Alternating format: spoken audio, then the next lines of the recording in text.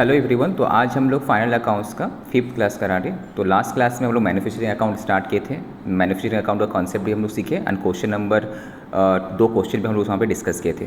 तो फिर से जस्ट हम थोड़ा सा ब्रीफ करते मैन्युफैक्चरिंग अकाउंट के बारे में। उसके बाद आज जो पेंडिंग टॉपिक है मैन्युफैक्चरिंग अकाउंट लाइक एक्सरसाइज जो है इंस्टीट्यूट का मैट का, वो हम लोग करेंगे। उसके बाद स्कैनर वगैरह हम लोग सॉर्ट आउट करेंगे। ठीक है, ओके। तो सबसे पहले मैन्युफैक्चरिंग अकाउंट का पर्पस क्या है। जब भी कोई मैन्युफैक्चरिंग कंपनी का हम लोग फाइनल अकाउंट्स बनाएंगे तो हम लोग 4 चीज़ बनाते हैं। मैन्युफैक्चरिंग अकाउंट होगा, ट्रेडिंग अकाउंट होगा, final accounts, PL account and balance sheet. ठीक है, तो मैन्युफैक्चरिंग अकाउंट से हम लोग का पर्पस क्या होता है, वहाँ से basically cost of productions calculate करने पड़ता है, cost of manufacturing of goods calculate करने पड़ता है। दैट मीन्स जो भी गुड्स हम मैन्युफैक्चरिंग कर रहे हैं उसका कॉस्ट क्या है।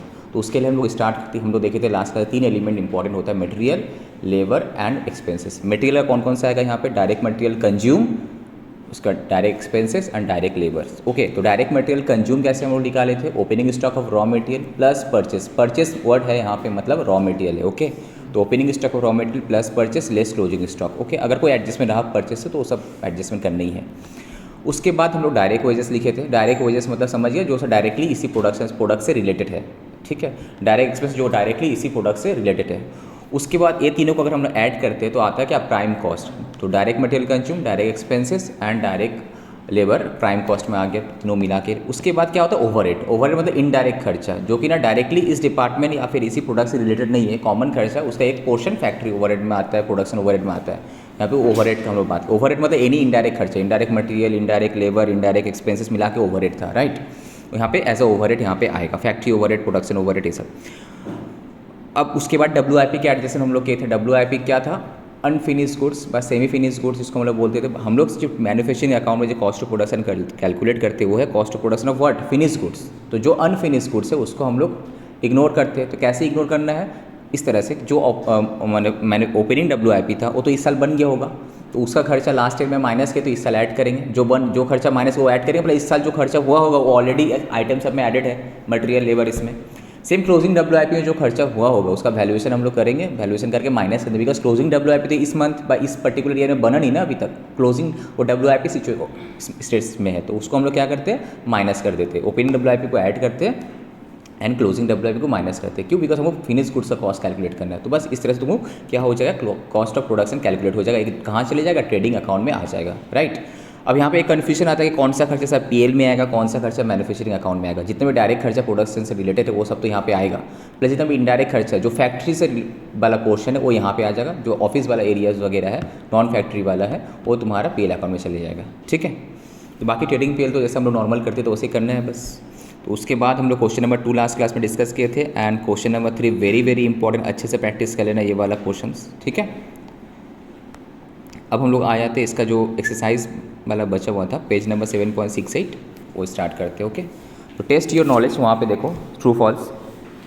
अच्छा, और एक चीज़ यहाँ पे बाई प्रोडक्ट का भी एक एडजस्टमेंट था, लास्ट क्लास में डिस्कस किया, याद है। बाई प्रोडक्ट क्या होता है, जब भी कोई मेन प्रोडक्ट हम लोग मैन्युफैक्चरिंग करते हैं, because of the inherent nature of the process क्या होता है, एक by product secondary product generate होता है, जिसका मार्केट में वैल्यूएशन वैल्यू अगर रहा तो उतना वैल्यू का वो क्रेडिट मिल जाएगा। क्रेडिट मिलने मतलब कॉस्ट से मेरा माइनस हो जाएगा। ठीक है, याद रहे, बाई प्रोडक्ट को बोलना मत।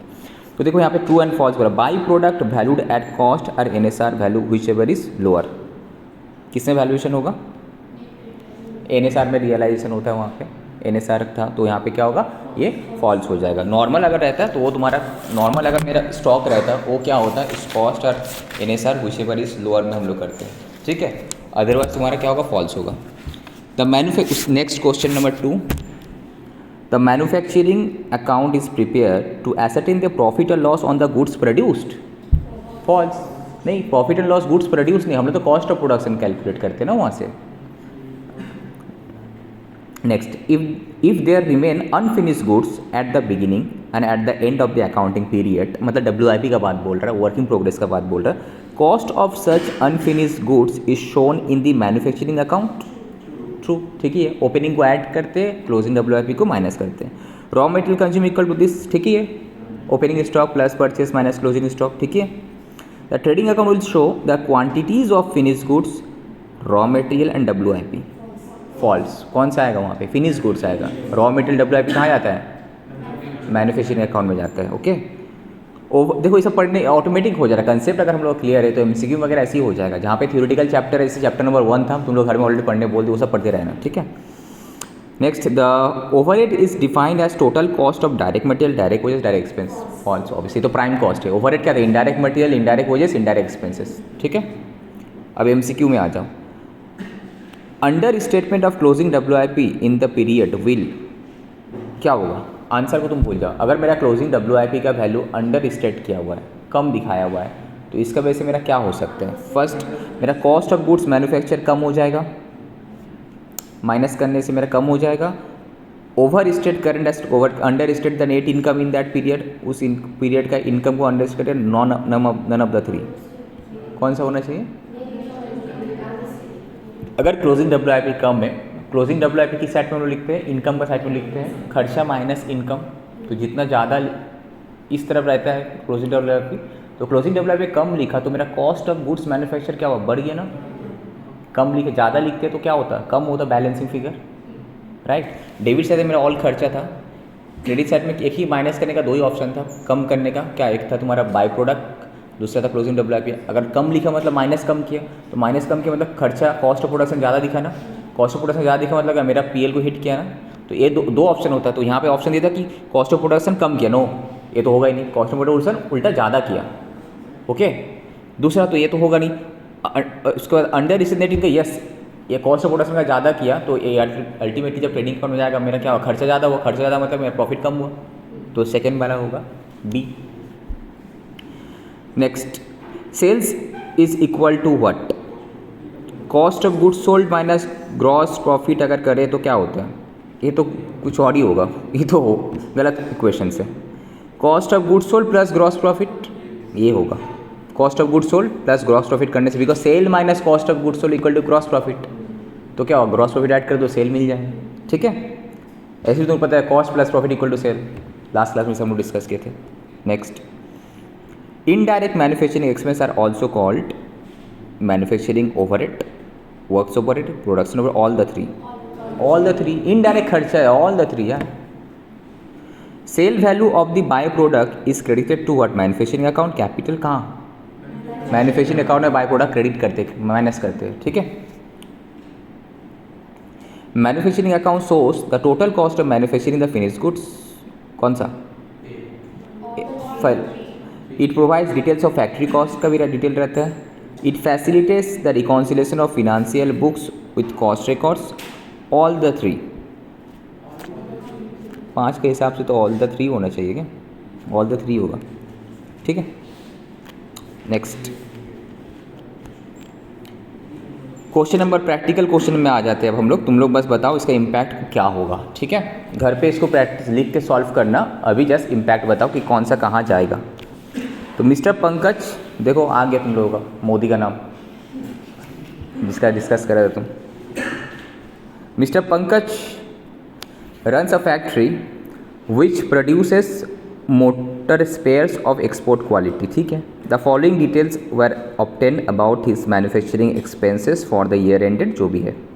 WIP ओपनिंग क्लोजिंग कहाँ जाएगा? मैन्युफैक्चरिंग अकाउंट में ओपनिंग ऐड हो जाए, क्लोजिंग वाला क्रेडिट में माइनस हो जाएगा। क्यों करते हैं पता है? बिकॉज हम लोग manufacturing of cost of goods, finish goods का कॉस्ट ऑफ प्रोडक्शन निकालते हैं, WIP का इसलिए नहीं। WIP जो इस साल हुआ कंप्लीट हुआ उसको ऐड किया, ओपनिंग वाला इस साल कंप्लीट हुआ उसको ऐड किया, क्लोजिंग वाला तो कंप्लीट नहीं हुआ तो उसको माइनस कर देते हैं। ठीक है, रॉ मटेरियल्स में है तो opening plus purchase minus closing होगा, रिटर्न वाला माइनस करना, ओके। और इनडायरेक्ट मटेरियल जो है तुम्हारा आएगा एज ओवरहेड आएगा, डायरेक्ट में नहीं आएगा, इनडायरेक्ट में आएगा। ठीक है, वेजेस डायरेक्ट इनडायरेक्ट, तो डायरेक्ट वाला पहले आ जाएगा प्राइम कॉस्ट में, इनडायरेक्ट वाला फिर बाद में आएगा। डायरेक्ट एक्सपेंसेस तो डायरेक्ट आ जाएगा। Repair maintenance, depreciation on factory set आएगा, depreciation on plant and machineries आ गया, फिर बाय प्रोडक्ट सेलिंग प्राइस आ गया। You are required to prepare manufacturing account of mister Pankaj, Pankaj का मैन्युफैक्चरिंग अकाउंट तो हो जाएगा। तो देखो इसका जस्ट हम सोल्यूशन एक बार के लिए डिस्कस कर लेते हैं। यहाँ पे आ जाओ पेज नंबर 7.73 में, जो अभी हम लोग क्वेश्चन रीड किए।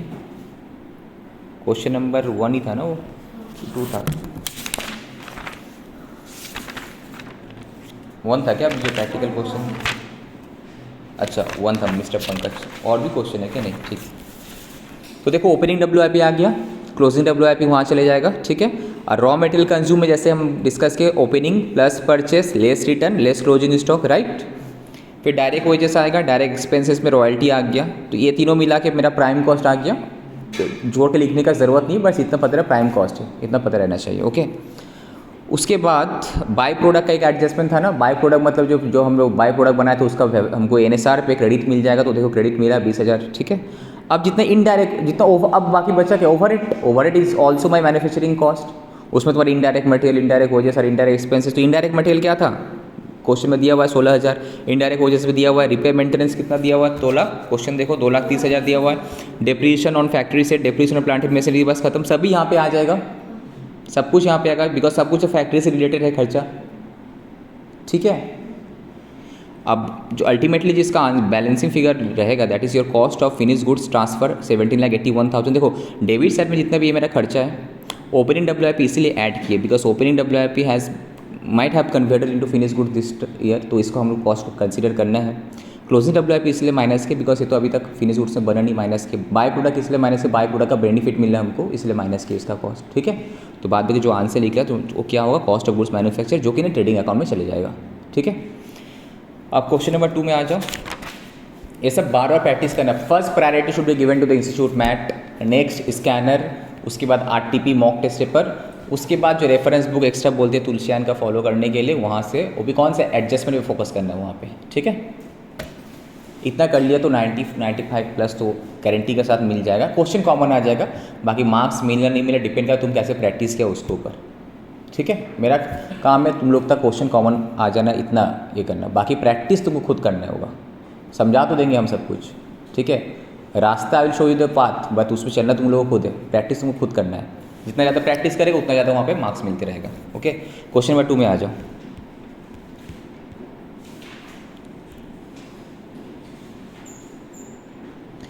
क्वेश्चन नंबर 2 देखो, following are the manufacturing account, creditors account, trading account by Mrs Shibi related to 1920।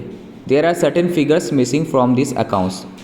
कुछ फिगर मिसिंग है यहाँ पे, ठीक है। क्या है देखो, तो रॉ मटेरियल अकाउंट दिया हुआ है, ओपनिंग स्टॉक दिया हुआ है, क्लोजिंग स्टॉक नहीं पता, रॉ मटेरियल कंज्यूम नहीं पता, क्रेडिटर नहीं पता।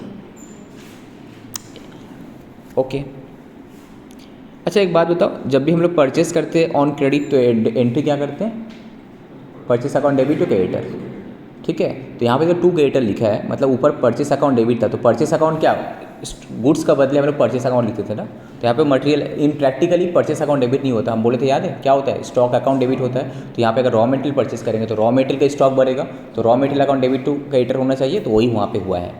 तो दिख रहा होगा रॉ मटेरियल अकाउंट में 2 क्रेडिटर दिख रहा है ना, क्यों दिख रहा है, बिकॉज जो purchase account debit to creditor हम लोग करते हैं, तो परचेस का बदले क्वेश्चन मिला तुम लोग को, क्वेश्चन नंबर 2 में हम लोग है, तो परचेस का बदले यहाँ पे रॉ मटेरियल है। और प्रैक्टिकली ही होता है, परचेस अकाउंट डेबिट नहीं होता, प्रैक्टिकली क्या होता है, स्टॉक अकाउंट डेबिट होता है, हम जो बताए थे यहाँ पे, ठीक है। वो तो हम लोग जनरल एंट्री जब करते हैं तो purchase account debit to creditor लिखते हैं, बट एक्चुअली में स्टॉक, उस पर्टिकुलर स्टॉक जो मटेरियल परचेस उसका स्टॉक बढ़ता है ना, वो एक एसेट क्रिएट होता है, वो डेबिट होता है, ठीक है। इसीलिए यहाँ पे raw material account debit to creditor दिया है, ठीक है। अब जो क्रेडिटर्स अकाउंट में बोल रहा ओपनिंग लायबिलिटी था 15 लाख, फिर हम पेमेंट किए, क्रेडिटर को जब पेमेंट करते हैं creditor account debit to bank करते हैं, तो पेमेंट ही किए होंगे 15 लाख का, 22 लाख का, बाकी बचा 6 लाख। ओके, अब मैन्युफैक्चरिंग अकाउंट में क्या दिया देखो, रॉ मटेरियल कंज्यूम नहीं पता, जो कैलकुलेट करने पड़ेगा, वेजेस दिया हुआ, डिप्रेशन दिया हुआ, डायरेक्ट्स में दिया हुआ, आंसर ट्रेडिंग अकाउंट भी दिया हुआ। ओके फाइन, अभी तक जैसे हम लोग क्वेश्चन रीड करें, कुछ दिमाग नहीं लगा रहे। नेक्स्ट देखो एडिशनल इन्फॉर्मेशन में क्या है, purchase of machinery worth ₹10 lakh has been omitted. Machinery हम परचेस के 10 लाख का ओमिट अभी तक हम रिकॉर्ड नहीं किए, एरर्स ऑफ व्हाट, ओमिशंस। तो रिकॉर्ड करो machinery account debit to cash bank जो भी है। Machinery are chargeable at a depreciation rate of 10%। तो इसका मतलब क्या होगा, मेरा PL अकाउंट में डेप्रीसिएशन में आएगा, प्लस बैलेंस शीट में भी मशीनरी जाएगा, डेप्रीसिएशन माइनस करके यही होगा। Wages include the following, paid to factory workers 3 lakh, paid to labour at office. तो फैक्ट्री वर्कर वाला जो है वो तुम्हारा कहाँ आएगा, मैन्युफैक्चरिंग अकाउंट में, और जो लेबर एट ऑफिस में जो पेमेंट की वो कहाँ चले जाएगा, PL अकाउंट में चले जाएगा, ठीक है, याद रहे। Direct expenses include the followings, ठीक है, क्या बोल रहे हैं, इलेक्ट्रिसिटी चार्जेस 80,000, उसमें से ऑफिस का 30% है, तो फैक्ट्री का कितना है 70%, तो हमको कितना लिखना है, फैक्ट्री वाला लिखना है 70%, और 30% कहाँ चले जाएगा, PL अकाउंट में, राइट। फ्यूल चार्जेस कहाँ जाएगा, फ्यूल चार्ज ऑब्वियसली तो मैन्युफैक्चरिंग में जाएगा, ठीक है, ये तो ओके है। फ्रेट इनवर्ड भी ओके है, delivery charges to customer, customer का जो डिलीवरी चार्जेस वो कहाँ जाएगा, सेल्स से रिलेटेड है ना, पीएल अकाउंट में जाएगा। हमको तो कॉस्ट ऑफ प्रोडक्शन निकालना है, तो ये कोई भी खर्चा, any expenditure which is related to post production, production के बाद का खर्चा है, वो तो यहाँ नहीं आना चाहिए ना। तो डिलीवरी चार्जेस टू कस्टमर क्या है, प्रोडक्शन कर लिए तुम, सेल का टाइम पे खर्चा हुआ ना, फिर ये कहाँ जाए, कैरेज आउटवर्ड कहाँ जाना चाहिए, पीएल अकाउंट में आना चाहिए। एक चीज़ याद रखना, मैन्युफैक्चरिंग अकाउंट में क्या आएगा, तुम्हारा प्रोडक्शन से प्रोडक्शन तक का जो खर्चा है, प्रोडक्शन हो गया उसके बाद कोई खर्चा आया तो वो यहाँ पे थोड़ी आएगा यार, ठीक है। हाँ, ओवरहेड जो है वो जाएगा फैक्ट्री ओवरहेड, ठीक है, उससे रिलेटेड जो है, बट जो प्रोडक्शन के बाद का सेल्स रिलेटेड खर्चा, कॉमन खर्चा वगैरह, ये सब जो है, ये सब तुम्हारा पीएल अकाउंट में चले जाएगा, ठीक है। Now you are required to prepare revised manufacturing account and raw material account, मतलब ये जो मैन्युफैक्चरिंग अकाउंट ऊपर दिया हुआ है भूल भाल है, फिर से बना, ठीक है। क्या क्या प्रिपेयर करना है, revise manufacturing account and raw material, okay. तो बस क्वेश्चन ही रीड करते हैं हम। एक बात बताओ, तुमको रॉ मटेरियल कंज्यूम निकालना है, राइट। तो रॉ मटेरियल कंज्यूम कैसे निकाले, ओपनिंग स्टॉक पता है हमको कितना है, 1 लाख। रॉ मटेरियल कंज्यूम कितना किए,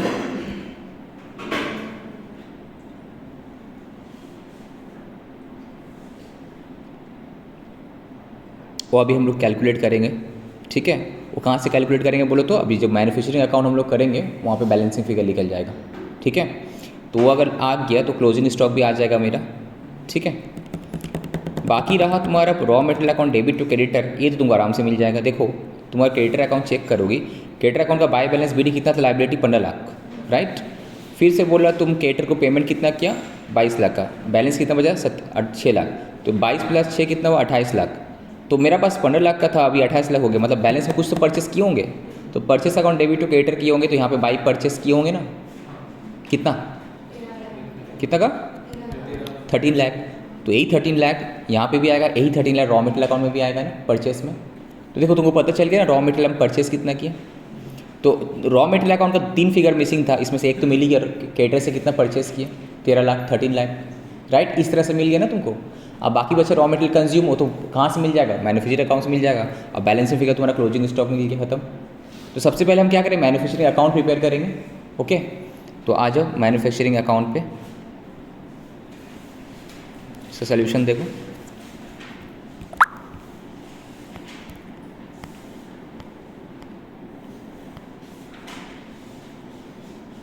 क्वेश्चन नंबर 2,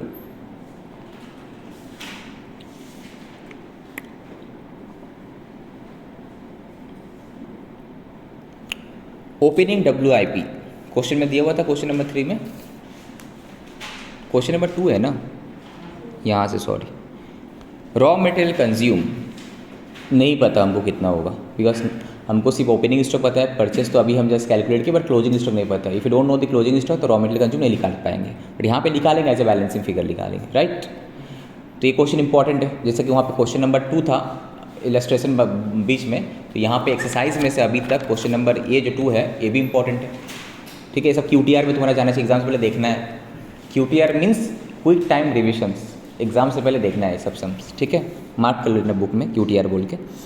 तो देखो 2 वेजेस, हम लोग जब क्वेश्चन स्टार्ट किए थे वहाँ पे वेजेस कितना लिखा हुआ था, एक तरफ मेरा क्वेश्चन है, एक तरफ 4 में हम सोल्यूशन देख रहे हैं, ओके। तुम लोग भी वैसे ही करना। देखो क्वेश्चन नंबर 2 में वेजेस दिया हुआ है 3,50,000 क्वेश्चन में, बट उसके साथ एडजस्टमेंट था तुम्हारा क्या, या फैक्ट्री वर्कर का 3 लाख है और लेबर का 50,000 है। तो यहाँ पे कौन सा वाला आएगा, फैक्ट्री वर्कर वाला आएगा 3 लाख, बाकी 50,000 कहाँ चले जाएगा, पीएल अकाउंट में चले जाएगा, तो यहाँ पे 3 लाख होगा, ओके। नेक्स्ट यहाँ पे डेप्रीशिएशन दिया है कितना, 2 लाख, तो 2 लाख तो आएगा, प्लस मशीन जो परचेस किए तो उसका भी तो डेप्रीशिएशन आएगा। तो मशीन परचेस किए 10 लाख, 10 लाख का 10% कितना हुआ, 1 लाख, तो 2 + 1 3 लाख, तो 3 यहाँ पे डेप्रीशिएशन कितना होगा, 2 का जगह 3 लाख होगा, ओके। इसीलिए ना रिवाइज मैंने, बिकॉज गलत बना हुआ था मैन्युफैक्चरिंग अकाउंट, रिवाइज करके हम बना रहे हैं। तो वेजेस हो गया, डेप्रीशिएशन का। अब देखो डायरेक्ट एक्सपेंडिचर कितना दिया हुआ है क्वेश्चन में, 2,44,000, उसमें क्या क्या एडजस्टमेंट है, बोल रहा है इलेक्ट्रिसिटी चार्जेस 80,000 है, उसमें से 70% अपना है, 30% ऑफिस का है। तो अपना कौन सा लेना है, 70%, तो 80 का 70% कितना होता है, 80,000 का 56,000। तो वहाँ पे आपको इलेक्ट्रिसिटी चार्जेस लिखना है, हेडिंग लिखेंगे डायरेक्ट एक्सपेंडिचर्स, ठीक है। उसमें मेरा इलेक्ट्रिसिटी चार्जेस आ जाएगा कितना, 56,000, फ्यूल चार्जेस आएगा 20, तो 56 + 20 कितना हुआ, 76, फ्रेट इनवर्ड आ जाएगा 35, ठीक है। और डिलीवरी चार्जेस जो है ये यहाँ पे नहीं आएगा, ठीक है। तो हमको बेसिकली जो डायरेक्ट एक्सपेंसेस है उससे माइनस कर देने पड़ेगा। जो भी इलेक्ट्रिसिटी चार्जेस था 80,000, उसका 30% माइनस करेंगे, ये माइनस होगा एक। बाकी तुम्हारे डिलीवरी चार्जेस टू कस्टमर ये भी माइनस हो जाएगा, बात बाकी ठीक है। दो चीज़ तो माइनस होगा ना जो पीएल में जाना चाहिए। एक वो तुम्हारा इलेक्ट्रिसिटी चार्जेस जो कि ना रिलेटेड टू ऑफिस है वो माइनस होगा 80,000 का, कितना 30%, and delivery charges to customer. बाकी जो fuel charges and freight inward है ये तो सही है, एडेड है, ओके। तो ये दो चीज़ माइनस करना चाहिए। तो देखो यहाँ पे भी लोग वर्किंग किया होगा, कहाँ है डायरेक्ट एक्सपेंसेस का वर्किंग नोट नंबर 3 में आ जाओ। कौन कौन सा खर्चा एक्सक्लूड होगा? एक 80,000 का 30%, दूसरा delivery charge customer, that is 44,000। 2,44,000 से हम माइनस कर देंगे 44,000, 2 लाख, बिकॉज पूरा 2,44,000 का ब्रेकअप नहीं दिया हुआ है। अगर ब्रेकअप देता तो हम अलग अलग लेते, जब ब्रेकअप नहीं दिया होता एक काम करें 2,44,000 से जो माइनस होना है उसी को माइनस कर देते, बस काम खत्म, ठीक है, क्लियर। अब बचा तुम्हारा क्या, डायरेक्ट एक्सपेंस भी हो गया, तो बस खत्म। अब ट्रेडिंग अकाउंट का तुम्हारा तो दिया हुआ ही है, कितना ट्रेडिंग अकाउंट में कितना जाएगा ये फिगर तो फाइनल है, कितना 17,94,000 ये लोग बोल रहा है, कहाँ गया, बट वर्किंग नोट नंबर 4 में तब आएगा ट्रेडिंग अकाउंट में 17,94,000 बोल रहा है, ठीक है। तो ये भी तो रिवाइज हो जाएगा, राइट। तो हम लोग अब चले जाते हैं तुम्हारा यहाँ पे,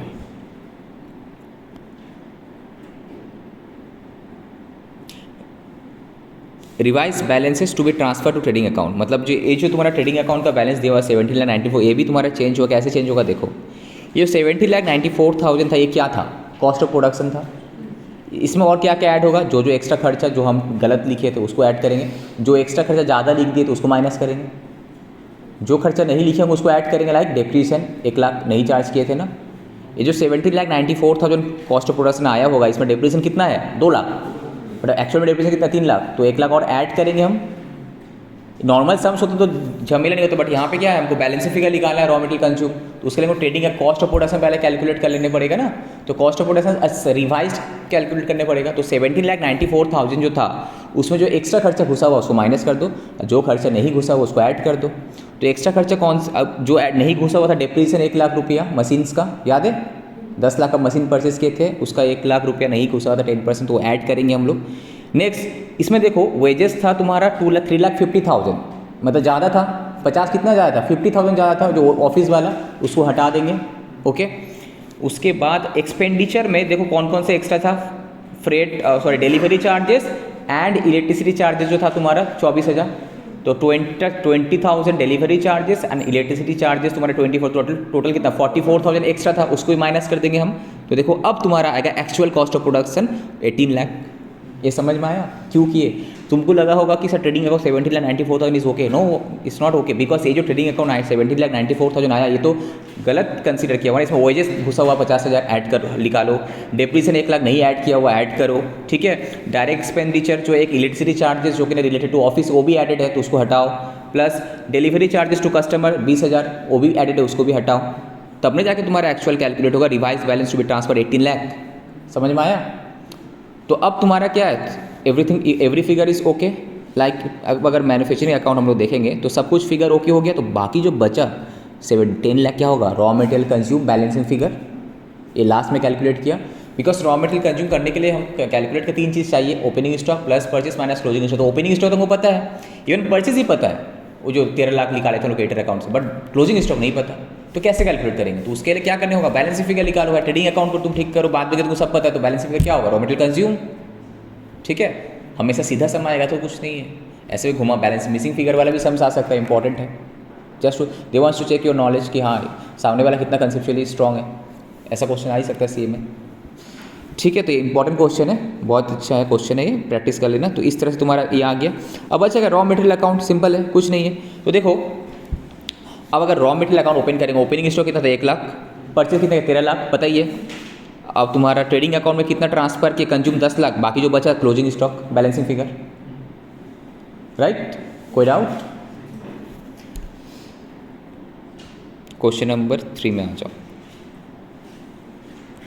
देखो समझाने में तुम्हें ज़्यादा टाइम नहीं लगेगा, बट प्रैक्टिस करने में तुम्हें टाइम लगेगा, इसलिए घर पे प्रैक्टिस करते रहना। सेम चीज़ अगर यहाँ पे लिख के करवाएंगे कोई फ़ायदा नहीं, कोई लॉजिक नहीं बनता, ठीक है। हम मेरा काम है बस तुमको समझाना, कंसेप्चुअली क्लियर हो गया, तुम घर पे प्रैक्टिस करो अच्छे से, ठीक है। Question number 3, the following is a trial balance, जो भी मिस्टर पंडित का दिया हुआ है। सौरभ पंडित कौन है यहाँ पे, कौन था पंडित, किसी का टाइटल था ना, नहीं था, अच्छा मेरे ऑफिस में सौरभ पंडित। ट्रायल बैलेंस 31 मार्च का दिया हुआ है। देखो अब तुम लोग बताना कि कौन सी चीज़ कहाँ जाएगा, ठीक है। ओपनिंग स्टॉक दिया हुआ रॉ मटेरियल का, कहाँ जाएगा, मैन्युफैक्चर का, किस चीज़ में यूज़ होगा ये, रॉ मटेरियल कंज्यूम कैलकुलेट करने में। ओपनिंग स्टॉक और raw material less purchase minus return minus closing stock, ठीक है। फिनिश गुड्स कहाँ चले जाएगा, ट्रेडिंग अकाउंट में चले जाएगा। Purchase of raw material manufacture account में ऐड होगा। Land building balance sheet loose tool, अभी भी यहाँ पे भी क्या करना है, वही हेडिंग करते जाना है। जो मैन्युफैक्चरिंग अकाउंट वाला होगा MFG बाय M लिख देना, ट्रेडिंग वाला T लिख देना, बैलेंस शीट वाला है B लिख के A, B लिख के L कर देना, लाइबिलिटी वाला एसेट वाला B लिख के BS, ठीक है।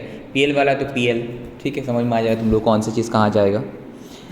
फर्स्ट क्वेश्चन रीड करते वक्त ये आइडेंटिफाई कर लेना कि कौन सा आइटम कहाँ जाने चाहिए, ठीक है। लूज टूल्स कहाँ जाएगा, एसेट बैलेंस शीट का। Plant machinery asset, investment asset, cash in hand asset, cash bank asset, furniture and fixture asset, bills receivable asset, sundry debtor asset, drawings capital से माइनस होगा। सैलरीज डायरेक्ट PL, हाँ wages and salaries अगर होगा तो trading account में जाता है, salary wages होगा तो PL अकाउंट में जाता है। अगर वेजेस वर्ड फर्स्ट है तो कहाँ जाएगा, ट्रेडिंग में। अगर सैलरीज वर्ड फर्स्ट है तो कहाँ जाएगा, PL में, ठीक है। और यहाँ पे अगर मैन्युफैक्चरिंग अकाउंट तुम कर रहे हो तो वेजेस रहेगा तो कहाँ जाएगा, मैन्युफैक्चरिंग अकाउंट में जाएगा, ओके, याद रहे। कोल एंड फ्यूल कहाँ जाएगा, मैन्युफैक्चरिंग में। फ्यूल चार्जेस तो मैन्युफैक्चरिंग में लगा होगा मेरा, power and fuel. Factory rent and rates, manufacturing factory का खर्चा है भाई, जनरल खर्चा PL अकाउंट। एडवर्टाइजमेंट बनाने का बाद का खर्चा है, कॉस्ट ऑफ प्रोडक्शन के बाद का खर्चा है ये तो PL में जाना चाहिए।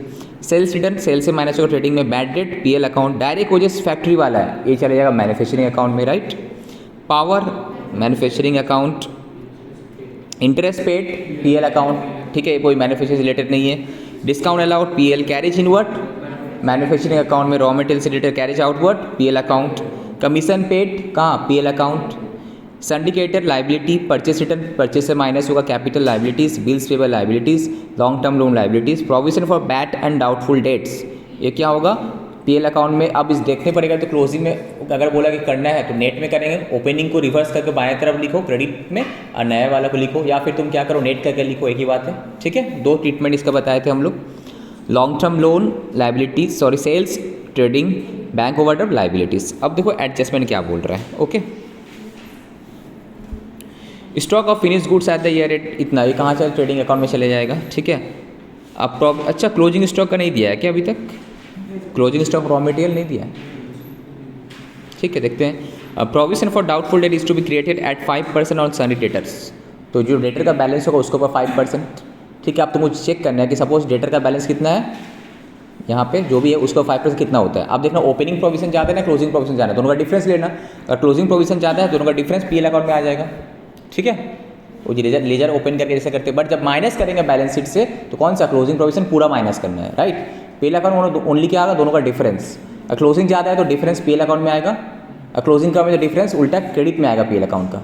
और जितने भी क्लोजिंग प्रोविजन होता है वो तुम्हारा पूरा फुल अमाउंट डेटर से माइनस होगा, राइट। दो ट्रीटमेंट था। नेक्स्ट डेप्रिसिएशन तो हो जाएगा, PL में भी आएगा प्लस वहाँ एसेट में भी माइनस होगा। जहाँ जहाँ एडजस्टमेंट है मार्क कर लेना। अक्रूड कमीशन है तो कमीशन में जाके ऐड हो जाएगा, is to be received for the year. Interest has accrued on investment, ये भी इनकम है मेरा, इंटरेस्ट के साथ ऐड होगा इनकम के साथ, प्लस एसेट में भी जाएगा। इन्हीं अक्रूड इनकम इसमें एसेट प्लस इनकम में ऐड होगा because of accrual concept. Salary outstanding है तो सैलरी में ऐड होगा प्लस लायबिलिटी में जाएगा।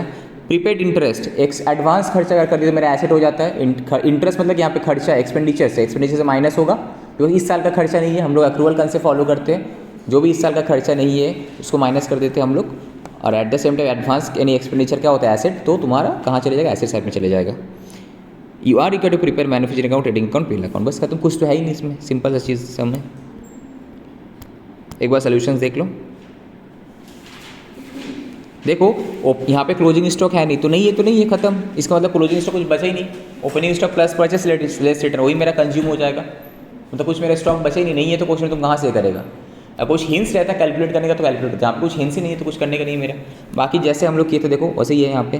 कैरिज इनवर्ट तुम्हारा आगे मैन्युफैक्चरिंग में डायरेक्ट वेजेस, पावर, कोल, फ्यूल, फैक्ट्री रेंट, डेप्रीशिएशंस, इस तरह से तुम्हारा calculator cost of manufacturing goods. और दो चीज़ यहाँ पे आ सकता था, closing WIP, opening WIP, right, और बाय प्रोडक्ट, ठीक है, नहीं है यहाँ पे।